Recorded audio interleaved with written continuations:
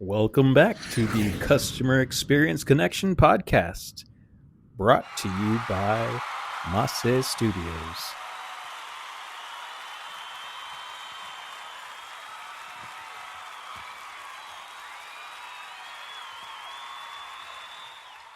Be bold, be vulnerable. It's okay. Hello, everybody. Welcome back to the Customer Experience Connection podcast. I am MJ Martinez, and I have been away for a while. I apologize. I am helping my daughter with her student council president campaign, and it's taken a lot of my time. But that's all part of being a dad, right? Work-life balance. But I just wanted to touch base really quick. It's going to be a quick hit about being vulnerable. Being vulnerable, and it's okay to be vulnerable. A lot of adjusters have had a similar experience that I had growing up in the insurance industry. When I first started, they were like, hey, leave your problems at the door, leave your feelings at the door. It was easier when I didn't have kids, I didn't have a family, I didn't have stuff going on. But it's not like that anymore. We actually, and I say we, but the industry and the management style has changed, to a place where we actually that we didn't care before. It's just we care more, and we understand that people have feelings. As the adjusters became leaders as well, they were able to learn new things about emotional intelligence, EQ, new things about work-life balance, new things about mental health. Mental health is a big deal, especially in the adjusting world. We have stuff that we just can't shake off before we go to work, and that's okay. It is okay. Sometimes you need to find a confidant that you can talk to. You can talk to your manager. I know that when I was a supervisor, if I saw somebody dropping the ball somewhere, or maybe a coachable moment in their work product, first thing I would ask is if they're okay.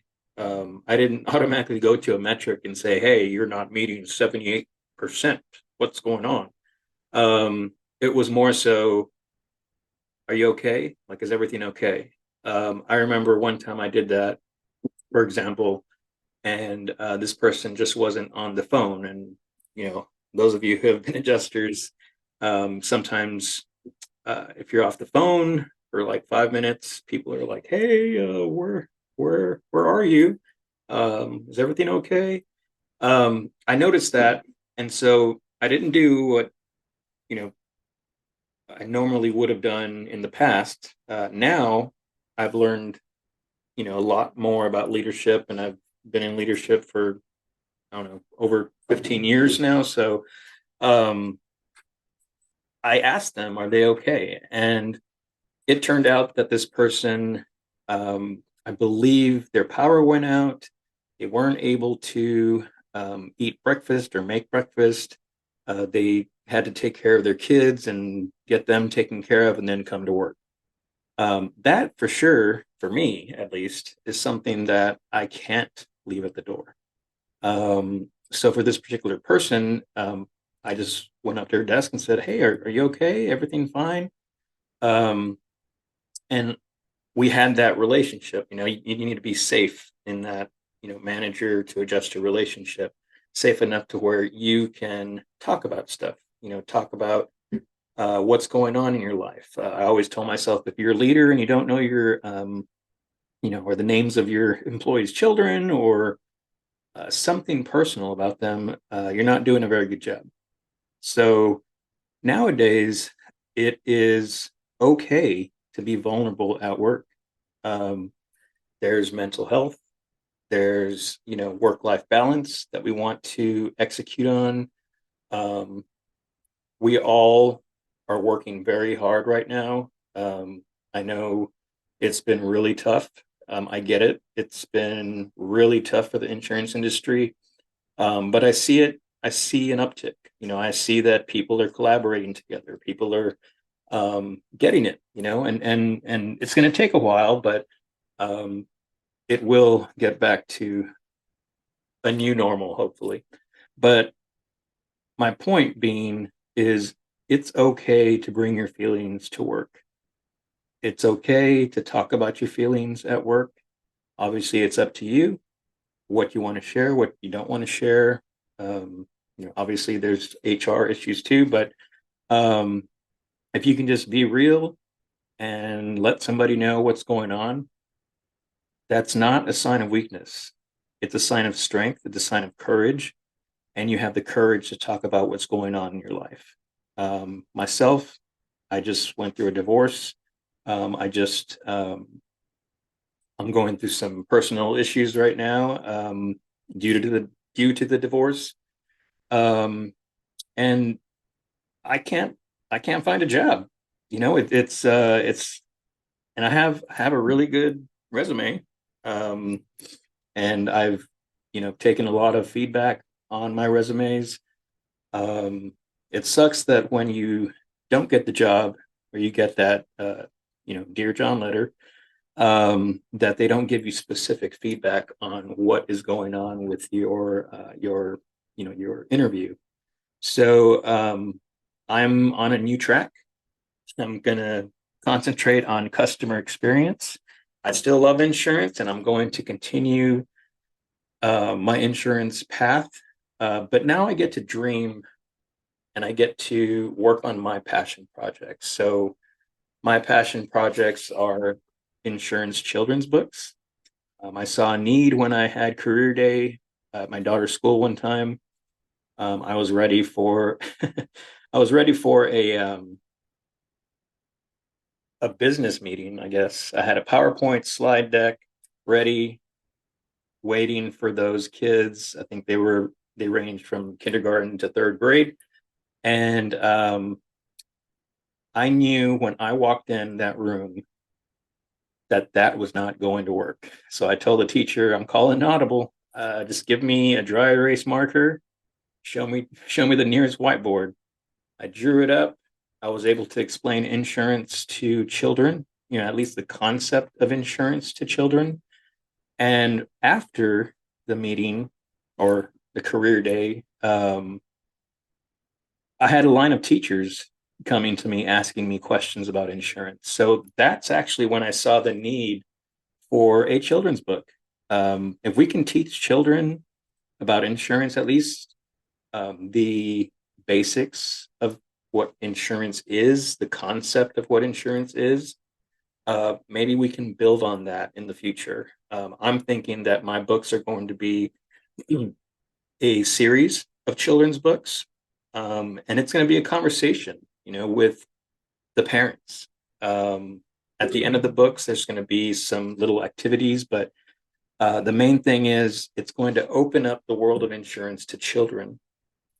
And I know it's not the most exciting thing. I've seen this face when I talk to people about insurance or what I do. And I've gotten that face too many times. So I'm trying to make it fun. I don't want people to not understand this foreign language of insurance. But I really want to help the parents and the children. I want to introduce them to insurance.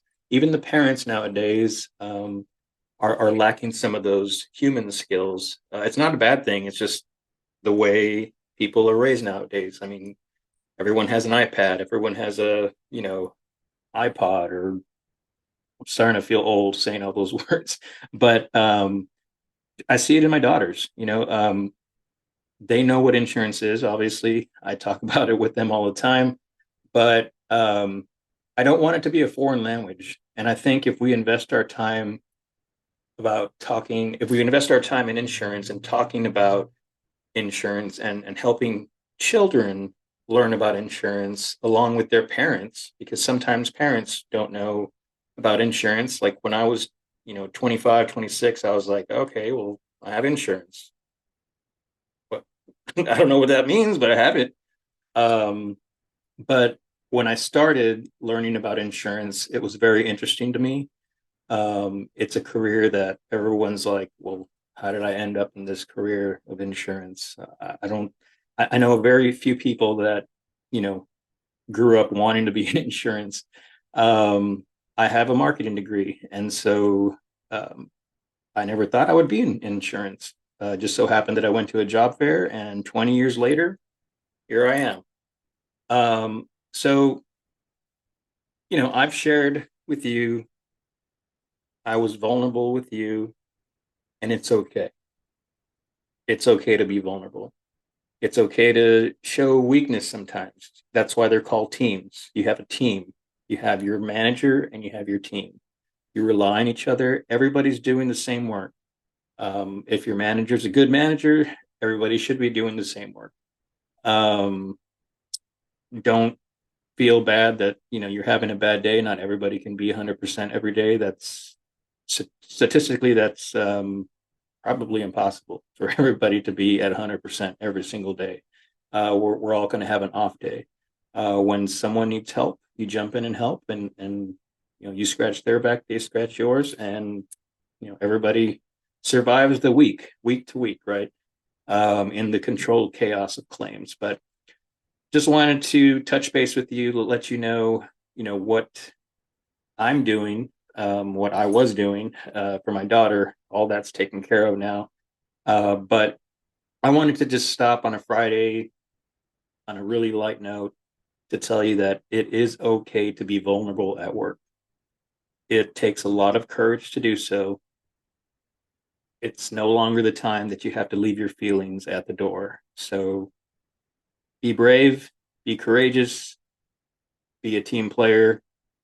Everybody will get through the week as long as everybody's in and everybody can help each other out at one point or another. Um, Other than that, you all have a happy Friday. And just so you know, I'm going to continue my customer experience connection podcast as I go through my new entrepreneurial journey. I will be